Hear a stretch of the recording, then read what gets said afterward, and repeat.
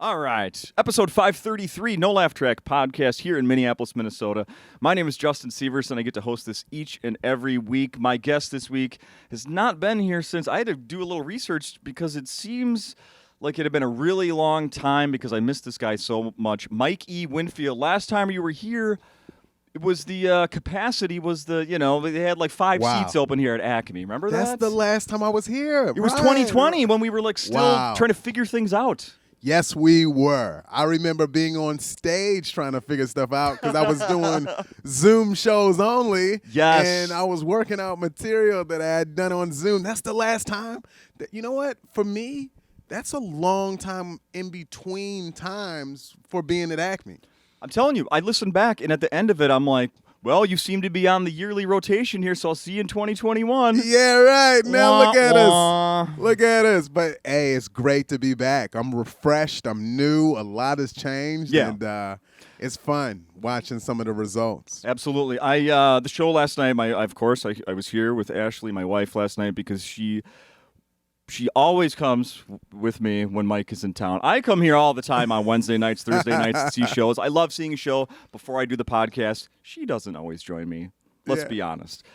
Sometimes I'm not exactly dragging her along, but she's not crazy. Like, Acme again? Yeah. When Mikey Winfield is in town, she's telling everybody she's super excited. I love it. Mike, when you commented on her something on Facebook, you wrote like Showtime back to her. Oh, right. my God. That was the first thing she told me about yesterday when I got up in the morning. You made her day, so hey, good job, shout sir. out, man. She's always amazing. Good her job. vibes are good. Yes. And it's really great to see you guys every time I'm here. I mean, it's like, we've been doing this for years and years. Like, the Facebook memory came up recently of when we did this. I think it was 11 years ago. 11 years ago. Nuts. Wow. And that brings me back to when I first got in this club. When I first got in this club, it was because I did a set on a Monday night open mic, and I did my 5-minute Letterman set because I was working it out at the time. And after I did that set, I was working this club like every year. And I used to tell comics that all the time. I'm like, just get 5 minutes. You can walk into any room, guest spot, do a set on an open mic that no one wants to really touch, and it can open doors for you. And, man, this is a tricky thing I'm about to say, and I'm going to try to figure out how to phrase this. Okay, all right? yeah. All right. I do recommend that. I do understand that I should never take for granted that I have certain energies and blessings around me. So maybe my 5 minutes and someone else's even great 5 minutes, maybe it doesn't ring the same. You just never know that. But I'm still going to tell everyone, get 5 minutes, work hard, and hopefully doors open. I recall that we had met, or I'd seen you. Maybe you were coming to the radio station I worked at the time before that Letterman. And then when you did Letterman, it was like, I've met him. Yeah. Like, that dude, that's the guy. Right. So freaking cool. That was a wonderful set. That was a great set. Yeah, that was a pleasure just to say that I've done it. I like to be on that list of, hey, man, I played Letterman. And then there's people like, well, bro, like, how old are you? I'm getting that where they're like, exactly. I mean, if you played Letterman, he's retired. Like, I don't get it. You mean that Santa Claus guy? Yeah. Right. Absolutely. Well, it means a ton to a certain generation. It means a lot. Yes. That's for sure. Yes, that's for sure. So I have to tell you that it was so coming to the show last night. We're huge fans. The set was incredible. Thank you. Then afterwards, seeing the line that you had of people coming to meet you and buy merch and just get pictures taken, and even before the show, I saw you with all this big crowd of people wanting to talk to you and everything. I mean, it must be incredible. I'm sure being on America's Got Talent has something to do with that, but it absolutely. is. I'm so happy for you that this is happening. I have incredible fans, and now they're coming in the masses. Like last night sold out, tonight sold out. I'm not sure when whatever airs. But the shows are all selling out, and these fans are passionate. They're all like, "You should have won! You should have won!" And if they feel like that, across the country, they're going to come out and see it live. And what excites me is everything they saw on AGT, I'm doing none of that. However, I will cater to their references. They want to hear more about Stepman. They want to hear about relationships and things, and that's my wheelhouse. So I was curious. I'm like, all right, there's a certain percentage of this crowd that is here because they caught on. I mean, people like me have been hearing about Stepman well before AGT, but Yeah, right. there's people that's new to them just in the last couple of years. Yes. So yeah, I was thinking that same thing. Are they coming here and expecting he better do the Stepman stuff? Right. And there was a mention towards the end, but yeah, that's not the bulk of the material. Like I didn't leave here last night. I don't think anybody left here last night going, oh, he just does Stepman. That's he's the Stepman guy. No. They just want to hear from me and see what's going on, and that's what I like afterwards, that energy. And yeah, it's a long line. They're lined up for merch. They're bringing photos for me to sign. They are just like, they got my back, and it kind of feels amazing. So I saw on social media that you dumped a bunch of photos, and one of them was these group of women that had made fans with your face on them, right, with little afros. And they attached afro hair to it. What the hell? Hey, I got some of the wildest things happen. I got people bringing pictures. They'll bring pictures from like 14 years ago, and they want me to sign, and they're putting it on their wall. And I love it. A guy bought me one of those Funkos, you know, those little... Oh, custom made, right? Yeah, one of those custom made. He made one of me. He had two, one for me to sign, one for me to take home. No way. Yeah, Oh, that's cool. Yeah, they're like, it's just a lot of love. And it's been great. I mean, this is a long time coming just in general. You know, I'm like 20 plus years in stand-up right now. And it really took this long for me to get a base, you know, that I can sell well anywhere in the country. Yeah. And that's what's happening right now. And I just love it. I've never stopped loving it. I never wanted to quit. I just like writing jokes, man. I like being in this room, you know. It's so great to see this. I'm so happy for you. It's fantastic. We have to talk. So those glasses you're wearing right now, out of sight, man. Thank you. Thank you. Now, you had some glasses. There's merch. I saw your website. They're on there, available on there. You're selling them after the show. Tell people about these glasses. Right. So, yeah, it's like mikesglasses.com, right? And they can go directly and get them. Seriously. But what happened, I want to say about 4 years ago, actually.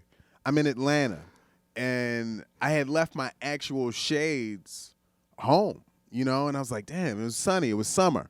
It was a shooting in a Lenox Mall that same week. That's random. But anyways, I'm in the mall at a kiosk, and I'm like, man, I like these. And I pick up these red shades, right? They're like red with red lenses, and I like the shape of them. They had this retro feel. I'm like, they really work with me. So I put them on. And then there's random people that are like, man, nice glasses. Then I get to the show that night because I'm performing in Atlanta, and I'm like, yo, I'm just leaving them on. I like these. And I perform in them, and I feel different. You know, like I feel sexy. I feel funny. I'm like, yo, this is how you're supposed to feel on stage every night. And I just kept wearing them at that point. And then I keep going. Next thing you know, I'm performing on them on America's Got Talent and at my shows and on my reels. And then this company comes to me, and they want to sponsor me.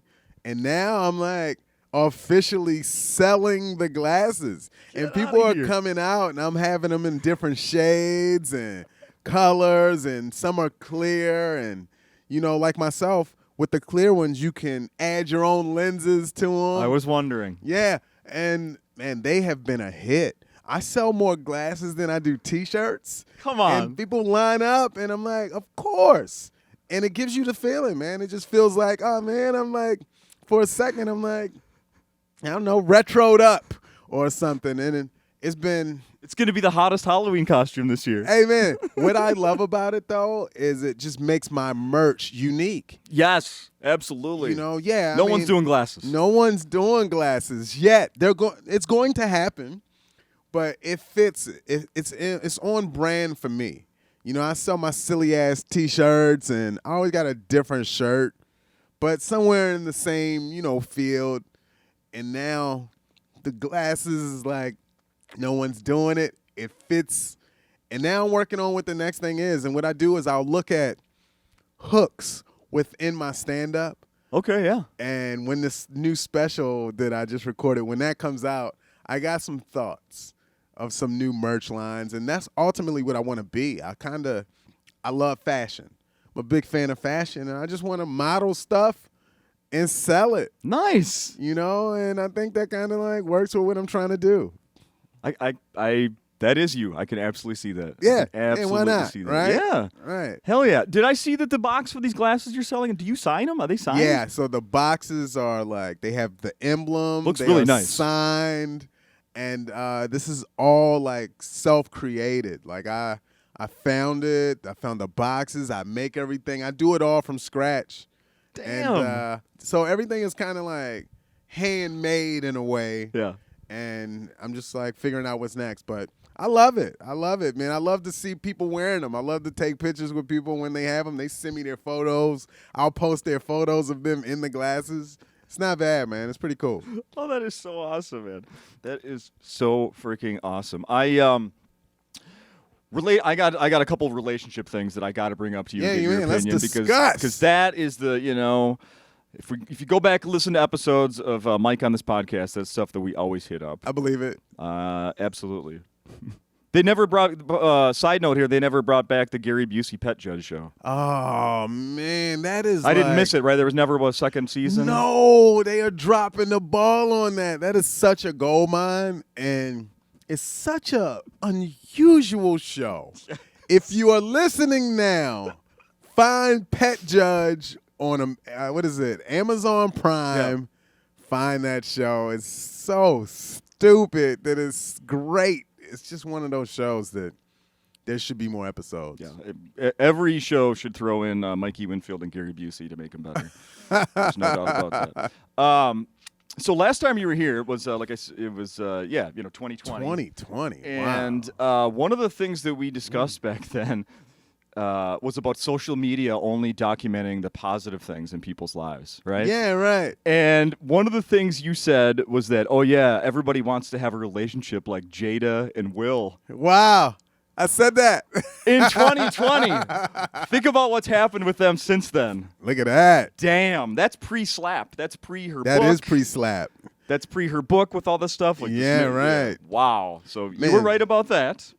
You were absolutely right about that. Look at that. Mm-hmm.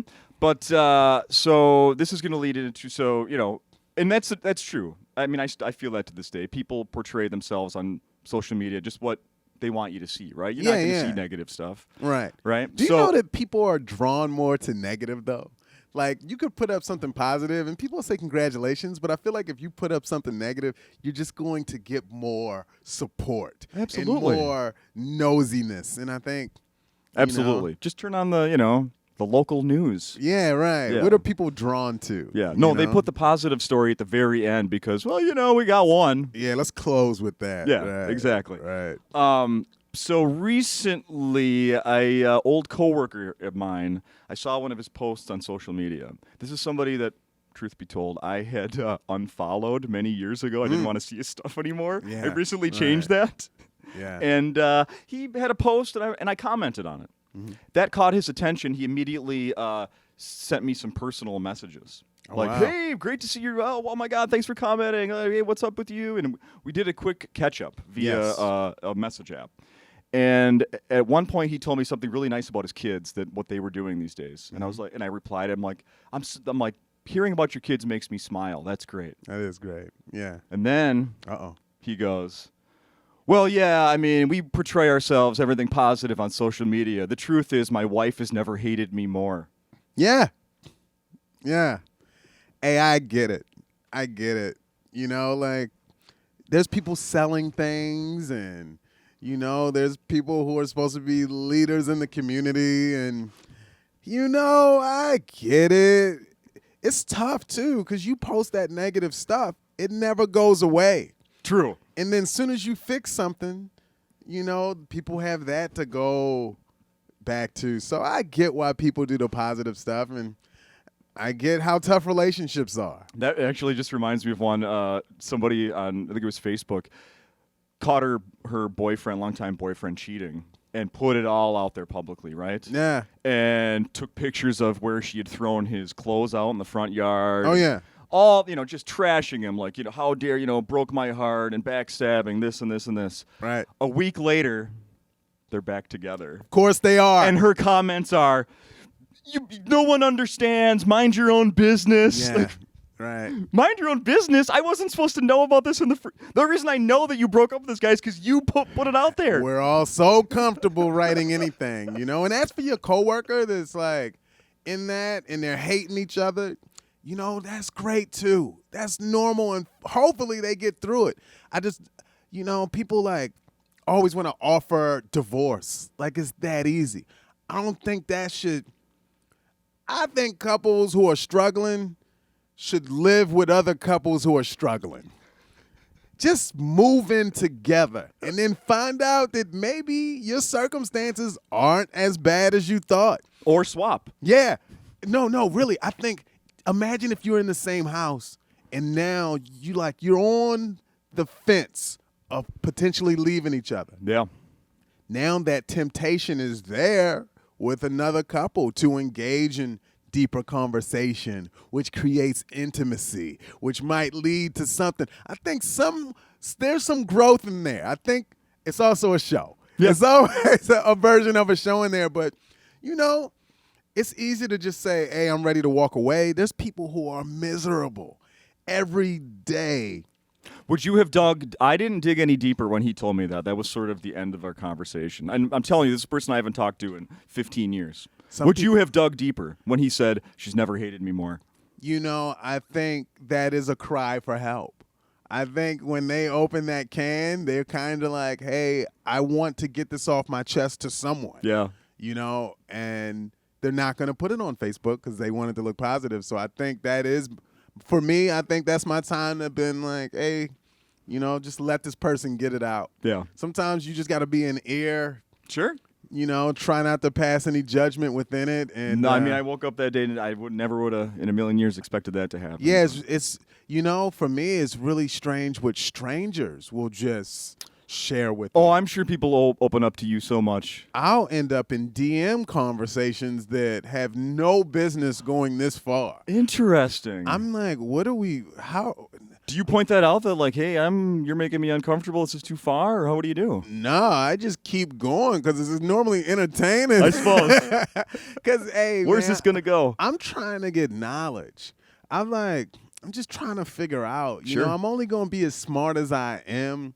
And, I take pills that are supposed to strengthen your brain and stuff like that. But as much knowledge as I can get and retain, that's all I'm trying to do. And I learn from people's experiences. Sure. It helps me. And I found that, I say some crazy stuff on stage. And I found that when I say this stuff out loud, I found that I'm not alone. And that helped me in my own relationship. That makes a ton of sense. I was like saying some stuff, man, like that came from real dark places. And then there's people like, man, I thought you was talking about me up there. And I'm like, wait, you going through this too? And then that helped me in my own house. Yeah, I bet. To realize, oh, okay. Hey, just weather the storm, and figure it out. But I do think couples counseling, maybe an extreme route, is the way to go instead of just hating a person every single day. I know I helped a friend of mine with some stuff around his house a few months ago, and then recently he sent me some pictures of an update like, hey, your hard work paid off. Look at what we did here. And I was like, oh, that's nice. Awesome. So I replied, oh, that's great. Now on to the next project. And his reply, this is somebody who's been married for, 25, 30 years. This is just interesting. His reply was basically, yeah, we could try to do the next project, but I'm hoping my wife leaves town so that we can get it done.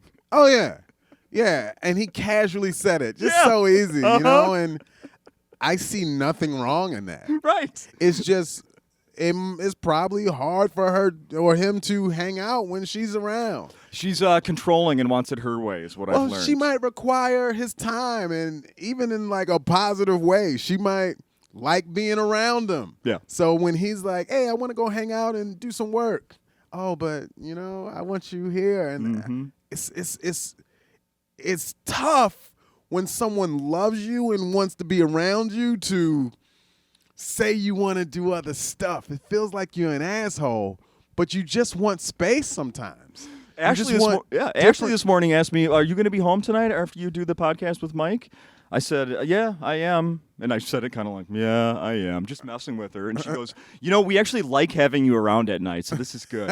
I appreciate that. Yeah, that. I just gotta be so careful how you say things when you have like a delicate soul around, someone else. And I think that's one of the things I'm trying to learn. Like I can say and do anything on stage. I feel like that's the more authentic me. I think off stage is when I gotta overthink and I gotta make sure I'm cautious of feelings and I'm protecting people. But on stage, just like green light. Yeah. Just be who you are in your heart and just say it. And I think this is the freedom. This is the liberation. It's just having the mic and being in front of all these people who come for that. Hell yeah. They just like, yo, say it. Who cares, man? And like, let's see how to put this. I feel like I can say anything. This whole cancel culture thing doesn't apply to me. I don't have anything. Even though I have everything.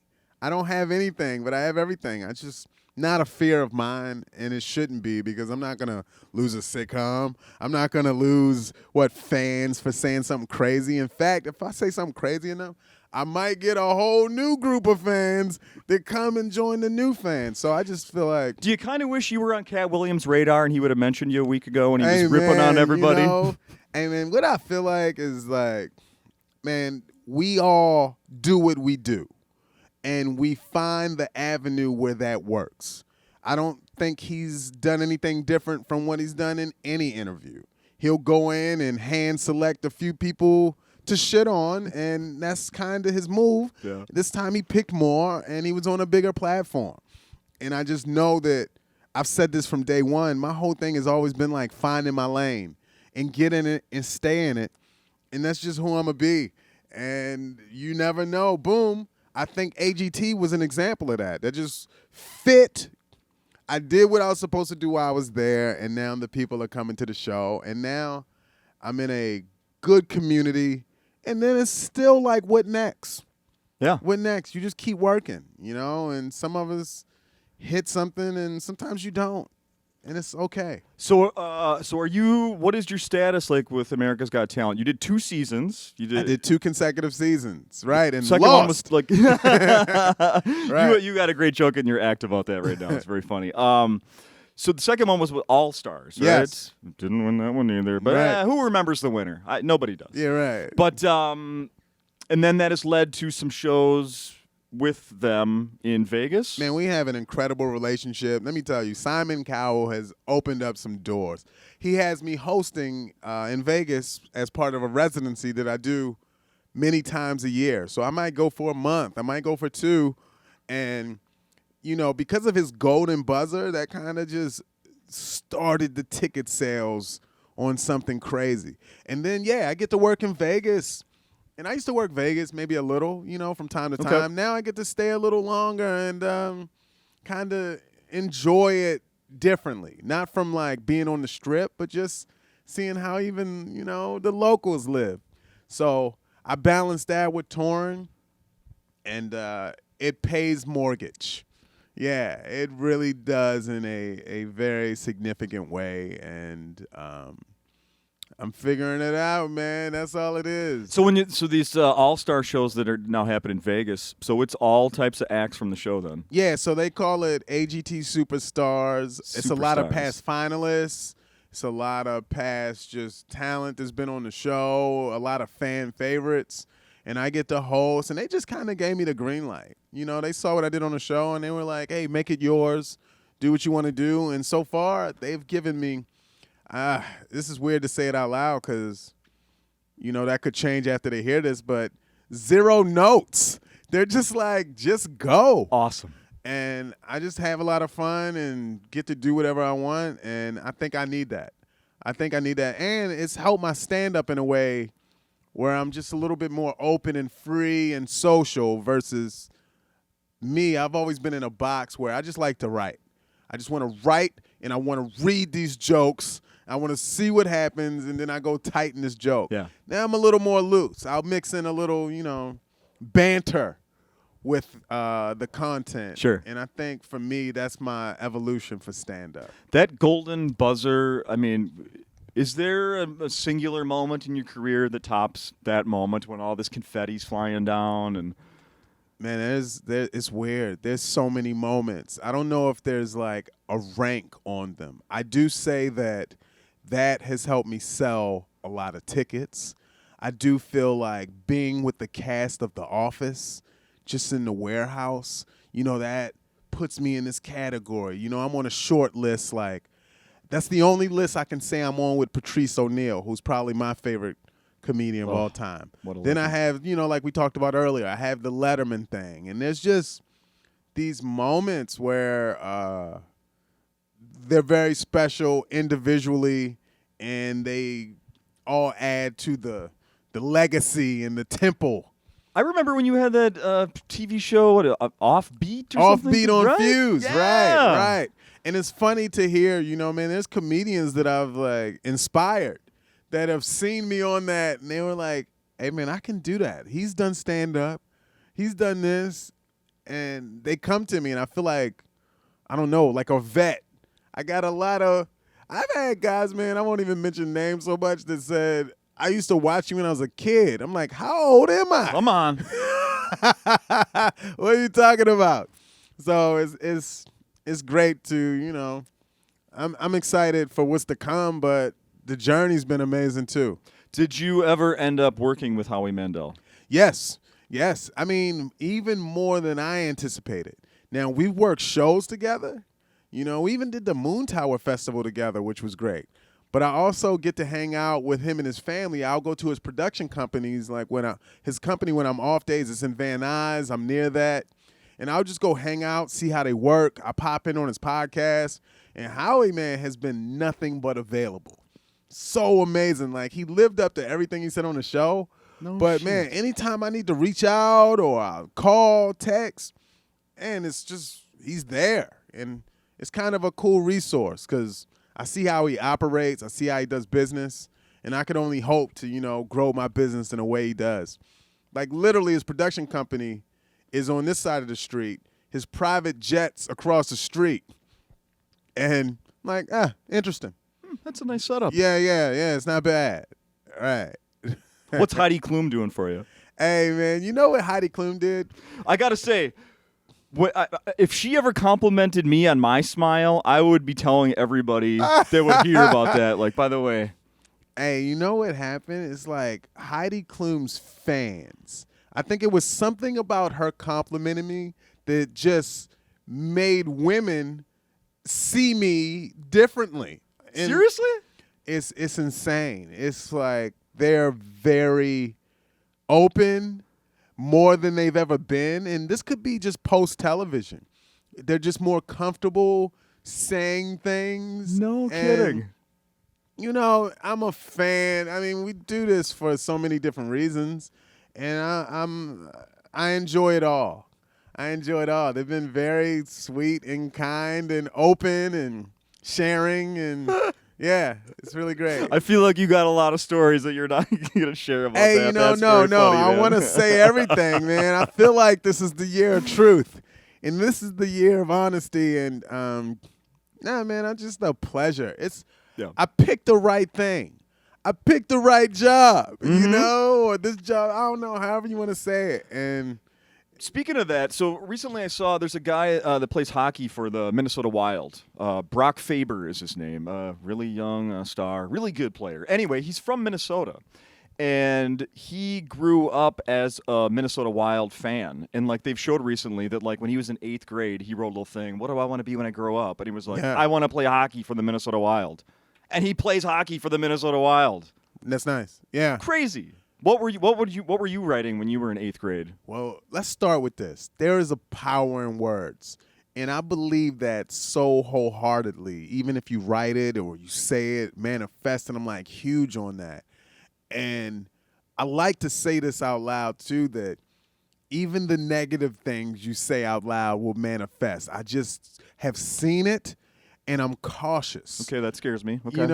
And even I have jokes that I no longer tell because I don't know. It was just too specifically dark in ways that I didn't want to keep repeating it, even though the laughs were extraordinary. And that's hard for a comic to walk away from, something that just destroys in a room. Yeah. But I just can't keep saying this out loud. Wow. So I believe in, like, I personally feel that I can have anything I want out of life. And that's what's happening to me right now.